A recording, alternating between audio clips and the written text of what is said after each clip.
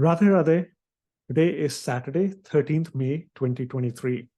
And in this continuing journey for our Bhagavad Gita study series for chapter 7, here we are for today's recap video where we covered the next few verses of chapter 7. Along with me, as always, is Mummy. Radhe Radhe.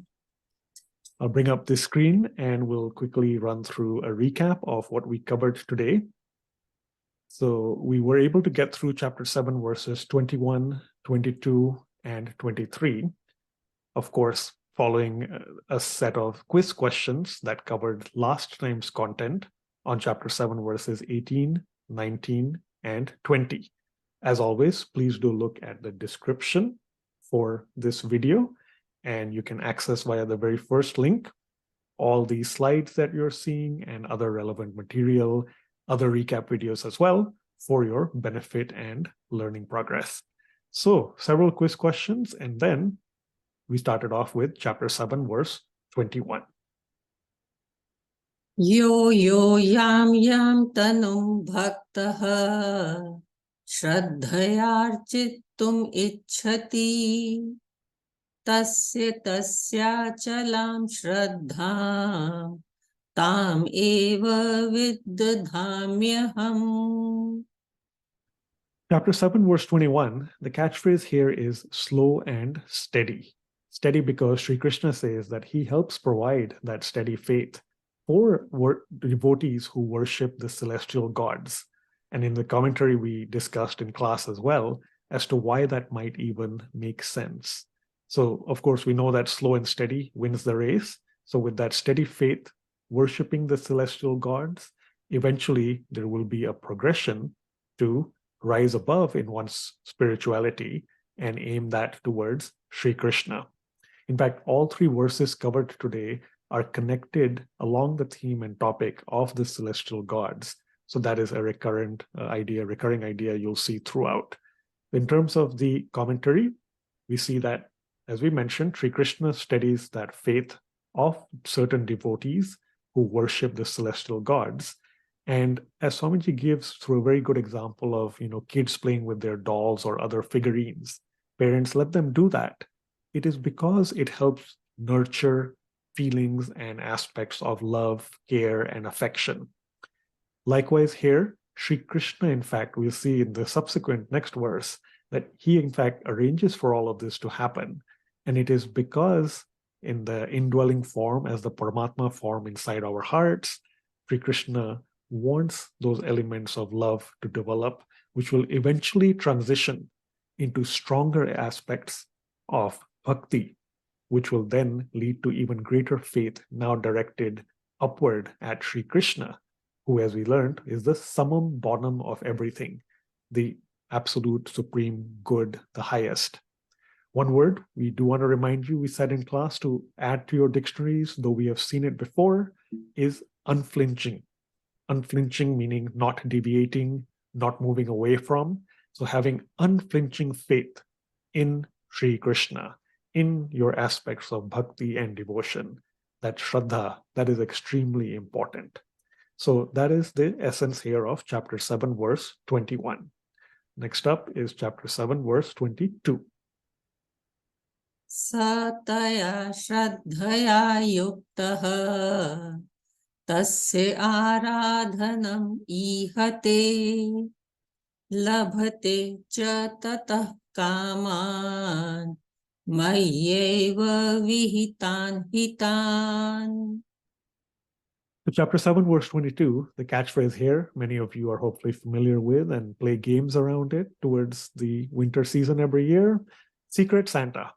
Interestingly, whether we have known it or not, now we do know in chapter 7, verse 22, from Sri Krishna himself, that all the material benefits and rewards we get if we are worshipping the celestial devtas, the arranger, the grantor of all of those is Sri Krishna himself. He says it right here. But in reality, I alone, Sri Krishna alone, arranges these benefits. So something, as I said, many of us may have known perhaps. Maybe it's something new, but now we all know for sure. We've seen that God provides the energy to everyone to perform their tasks and duties. And that applies to the celestial gods, those devtas as well. We saw last time, and we saw in one of the quiz questions today as well, that the celestial devtas cannot liberate us from the bonds of Maya. And that is because they themselves are not liberated from the bondage of Maya. Mummy has reminded us, Swamiji has told us many times, they are parliamentarians. They also have a fixed tenure. When their time is up, they will also return back in the human form to this material world. So everything that we get, everything that we obtain, labhate, all these material gains we get through worshipping the celestial devtas, behind the scenes, all that is being arranged and provided only by Sri Krishna. So that is the sanctioning that God does. And as Swamiji says, it's a strong statement for us to be able to learn more about spirituality. It is that if we have this mediocre understanding where we're following a lot of rituals just for material gains, eventually one day that will again transform into a higher form of true love, selfless bhakti, and devotion towards God. So that is the goal of all of these activities. Finally, we have chapter 7, verse 23. Antavattu phalam tesham tadbhavatya alpamedhasam devan devyajo yanti madbhakta yanti mam api. So finally, chapter 7, verse 23, devotees' destination. Straightforward to understand, we see that there are two potential destinations that devotees can reach. One of them, of course, is if you worship the celestial gods, you'll go to the celestial abodes.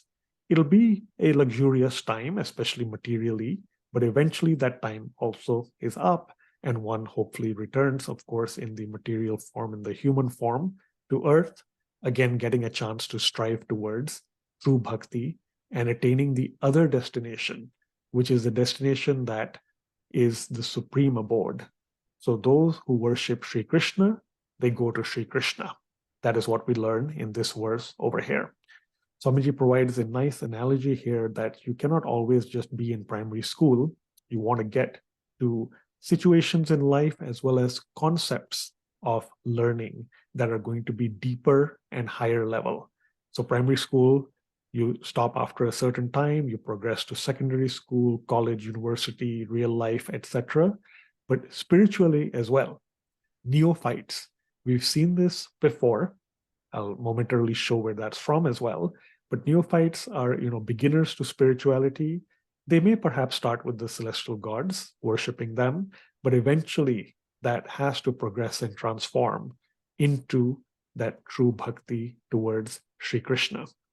The other important thing that we hear or learn here in the commentary is, even if you are gladdened or happy by all the rewards being provided through worshiping the celestial gods, those are all temporary. They are all perishable because the celestial devtas themselves are perishable. God, however, is imperishable. So his offerings to us, his love, his grace is also imperishable. And we know that once you are reaching Golok, all those different supreme abodes, the divine abodes, then there's no returning back to the cycle of life and death. And unless in the rare event you are picked by God to be one of his associates for his divine leelas. But regardless, everything then is permanent. That divine bliss and grace is permanent. Quick reminder is that in chapter 6 at the very beginning, we had covered the ladder of Yog. Chapter 6, verse 3, I encourage everyone to go back and take a look. Arurukshoho, the beginners on the path of spirituality, neophytes. That is when we had seen that word. And of course, in contrast, we had learned that the goal is to become Yoga Arudasyaha, which is that elevated soul who is towards perfection. Mummy, I'm going to pass it over to you to enlighten us about some important words and other concepts. Thank you, Gagan. Great explanation of all the three verses. I have chosen the word achalam. Achalam from verse 21. Achalam means steady. So this is a very important crux word, because Krishna is saying that it's only Krishna who steadies that faith. Whatever faith we have, even if we have in the celestial gods, okay? Behind the scenes, it is Krishna only that he steadies the faith in that form. So this word achalam is very, very important.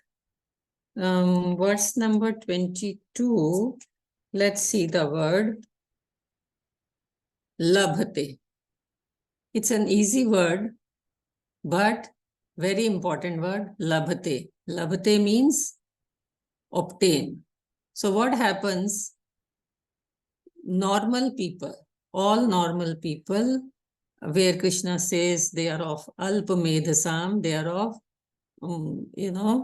mediocre understanding, but they are always praying to the celestial gods and asking for material worldly gains.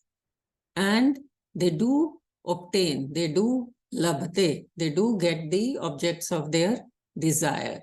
But in the end, it is only Supreme Lord Shri Krishna who arranges for all those benefits. Verse number 23. Yes, I have chosen the word alp-medhasam. Alp-medhasam means people of small understanding. So we normal human beings, we are all people of small understanding. Till we come to this state where we are, with God's grace, we met a guru, and that guru puts us on the path of spirituality. And right here, all of us, we are on this platform trying to learn from Bhagavad Gita the wisdom and knowledge that Sri Krishna has given. And that is how slowly, slowly we are able to take our mind away from the worldly material things and try to attach our mind to Shri Krishna in loving devotion, not asking for anything for ourselves, just asking Krishna to give us his loving devotion.